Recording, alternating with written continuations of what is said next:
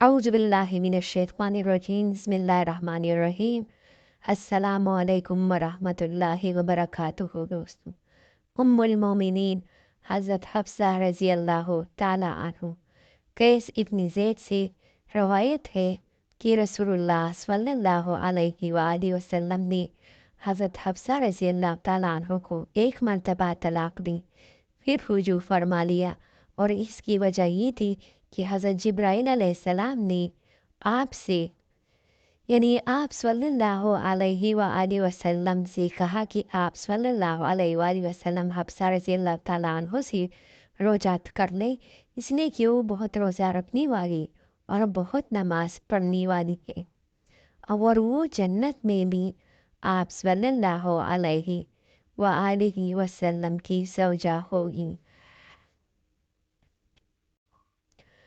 حضرت عمر رضی اللہ تعالیٰ عنہ کی صاحبزادی تھی۔ حضرت عمر رضی اللہ تعالیٰ عنہ کی اولاد میں حضرت عبداللہ بن عمر رضی اللہ تعالیٰ عنہ کی تنہا یہی حقیقی بہن تھی۔ ان کی والدہ زینب بنت مظعون رضی اللہ تعالیٰ عنہ تھی، جو مشہور صحابی حضرت عثمان بن مظعون رضی اللہ تعالیٰ عنہ کی بہن تھی، اور خود بھی صحابیہ رضی اللہ تعالیٰ عنہ تھی۔ حضرت حفصہ رضی اللہ تعالیٰ عنہ کی ولادت بعثت نبوی سے 5 سال پہلے ہوئی تھی۔ اس لحاظ سے یہ رسول اللہ صلی اللہ علیہ وآلہ وسلم سے قریباً 35 سال چھوٹی تھی۔ ہجرت سے پہلے ان کا نکاح حضرت حنیس بن حذافہ سہمی نامی ایک صحابی رضی اللہ تعالیٰ عنہ سے ہوا تھا، اور ان ہی کے ساتھ انہوں نے مدینہ منورہ ہجرت کی تھی۔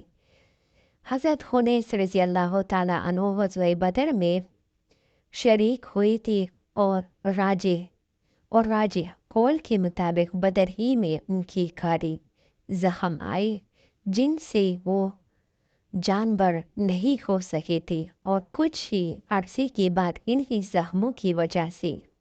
شہادت پائی۔ حضرت حنیس رضی اللہ تعالیٰ عنہ کے انتقال کے بعد حضرت عمر رضی اللہ تعالیٰ عنہ کو اپنی بیٹی کی فکر ہوئی۔ یہ غزوہ بدر کے بعد کا زمانہ ہے۔ اس موقع پر حضرت عثمان رضی اللہ تعالیٰ عنہ کی اہلیہ اور رسول اللہ صلی اللہ علیہ وآلہ وسلم کی صاحبزادی حضرت رقیہ رضی اللہ تعالیٰ عنہ کا انتقال ہوا تھا۔ حضرت عمر رضی اللہ تعالیٰ عنہ نے حضرت عثمان رضی اللہ تعالیٰ عنہ سے حضرت حفصہ رضی اللہ تعالیٰ عنہ کی نکاح کی پیشکش کی۔ انہوں نے غور کرنے کے لیے کچھ وقت مانگا، اور چند دن کے بعد معذرت کر دی۔ اس کے بعد حضرت عمر رضی اللہ تعالیٰ عنہ نے حضرت ابوبکر رضی اللہ تعالیٰ عنہ سے یہی پیشکش کی، مگر انہوں نے خاموشی اختیار کی اور کوئی جواب نہیں دیا۔ حضرت عمر رضی اللہ تعالیٰ عنہ کا بیان ہے کہ مجھے ان کی خاموشی حضرت عثمان رضی اللہ تعالیٰ عنہ سے زیادہ ناگوار گزری۔ اس کی کچھ ہی عرصے کے بعد رسول اللہ صلی اللہ علیہ وآلہ وسلم نے حضرت حفصہ رضی اللہ تعالیٰ عنہ کے لیے پیام دیا، اور جب یہ نکاح ہو گیا تب حضرت ابوبکر رضی اللہ تعالیٰ عنہ حضرت عمر رضی اللہ تعالیٰ عنہ سے ملے اور کہا کہ میرا خیال ہے کہ جب تم نے مجھ سے حفصہ سے نکاح کی خواہش کی تھی اور میں خاموش رہا تھا تو تم اس سے رنجیدہ ہوئی تھی۔ اصل میں قصہ یہ تھا کہ مجھے یہ معلوم ہو چکا تھا کہ خود حضور صلی اللہ علیہ وآلہ وسلم کا ارادہ حفصہ رضی اللہ تعالیٰ عنہ کو اپنی نکاح میں لینے کا ہے، اور اس وجہ سے میں نے تمہاری پیشکش کا کوئی جواب نہیں دیا تھا۔ میں یہ بھی مناسب نہیں سمجھتا تھا کہ حضور رسول اللہ صلی اللہ علیہ وآلہ وسلم نے جو بات ابھی راز میں رکھی تھی میں اس کو ظاہر کر دوں، اور اگر رسول صلی اللہ علیہ وآلہ وسلم کا یہ ارادہ میرے علم میں نہ ہوتا تو میں ضرور تمہاری پیشکش قبول کر لیتا۔ یہ ساری تفصیلات صحیح بخاری اور صحیح مسلم وغیرہ میں حضرت حفصہ رضی اللہ تعالیٰ عنہ کی بھائی حضرت عبداللہ بن عمر رضی اللہ تعالیٰ عنہ کی روایت سے موجود ہے۔ حدیث کی ایک اور کتاب مسند ابو یعلا میں اتنی بات کا اور اضافہ ہے کہ جب حضرت عثمان رضی اللہ تعالیٰ عنہ نے حضرت عمر رضی اللہ تعالیٰ عنہ کی پیشکش قبول کرنے سے معذرت کر دی تو حضرت عمر رضی اللہ تعالیٰ عنہ نے اس کا شکوہ رسول اللہ صلی اللہ علیہ وآلہ وسلم سے کیا، جس پر آپ نے ارشاد فرمایا کہ اللہ تعالیٰ حفصہ کو عثمان رضی اللہ تعالیٰ عنہ سے بہتر شوہر دے گا اور عثمان رضی اللہ تعالیٰ عنہ کو تمہارے بیٹی حفصہ سے بہتر بیوی۔ چنانچہ کچھ ہی دنوں کے بعد حضرت عثمان رضی اللہ تعالیٰ عنہ کا نکاح رسول اللہ صلی اللہ علیہ وآلہ وسلم ہی کی دوسری صاحبزادی ام کلثوم رضی اللہ تعالیٰ عنہ سے ہوا اور حضرت حفصہ رضی اللہ تعالیٰ عنہ کو رسول اللہ صلی اللہ علیہ وآلہ وسلم کی زوجیت کا شرف ملا۔ حضرت حفصہ رضی اللہ تعالیٰ عنہ کی مناقب میں یہ بات بھی قابل ذکر ہے کہ حضرت عمر رضی اللہ تعالیٰ عنہ کی مشورے سے حضرت ابوبکر صدیق رضی اللہ تعالیٰ عنہ کی عہد خلافت میں قرآن مجید کا جو نسخہ مکمل شکل میں مرتب و مدون کیا گیا تھا، وہ نسخہ حضرت عمر رضی اللہ تعالیٰ عنہ کی وفات کے بعد حضرت حفصہ رضی اللہ تعالیٰ عنہ ہی کی تحویل میں رہا،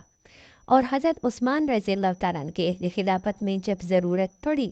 کہ قرآن مجید کی اجزاء نسخے مرکزی خلافت ہی سے مدون و مراتب کرا کی عالم اسلام میں بیچی جائے تو حضرت حفصہ رضی اللہ تعالیٰ عنہ کے پاس محفوظ نسخے کو بنیاد مانا گیا تھا۔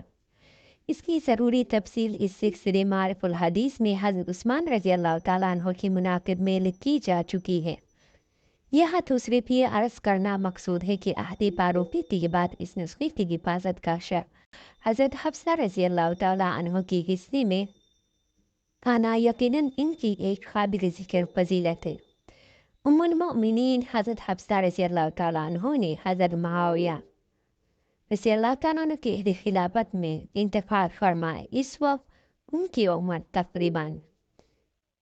63 سال تھی، یعنی 63 سال تھی۔ ان تعریفی و تمہیدی کلمات کی بات وہ حدیث پڑھی ہے جس میں اللہ کی مقرب فرشتے